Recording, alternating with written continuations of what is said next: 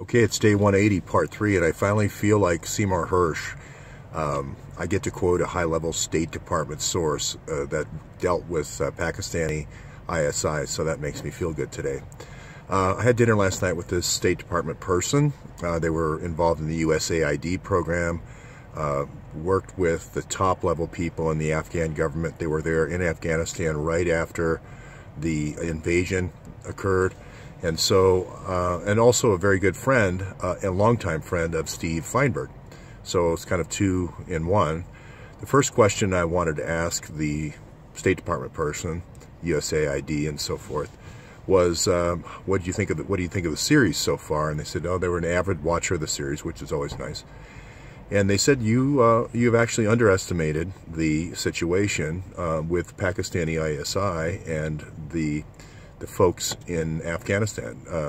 The stories of rampant corruption are measured and restrained in comparison to the reality, I was told.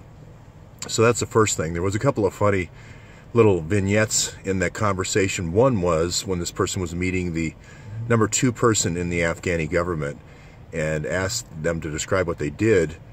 Their response was, well, it sounds like you're a warlord. And without missing a beat, the foreign minister of Afghanistan said, yes, and I work for a bigger warlord in Washington, D.C., and his name's Donald Rumsfeld, which I thought was funny.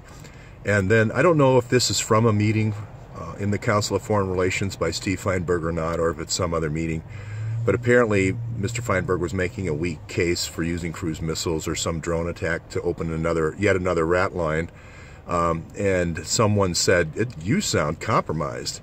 And the response was, we're all compromised. So Steve Feinberg does have a sense of humor. We'll be moving through to Gladio C soon.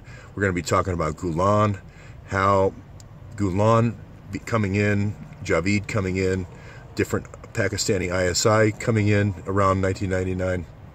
It really sets up a kind of attack on deplorables.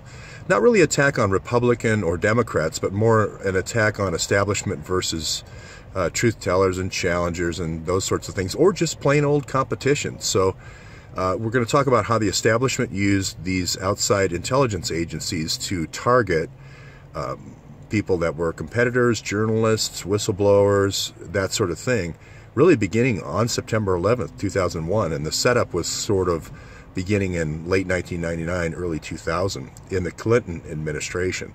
So that's Gladio C, that's coming up, and thanks all for watching.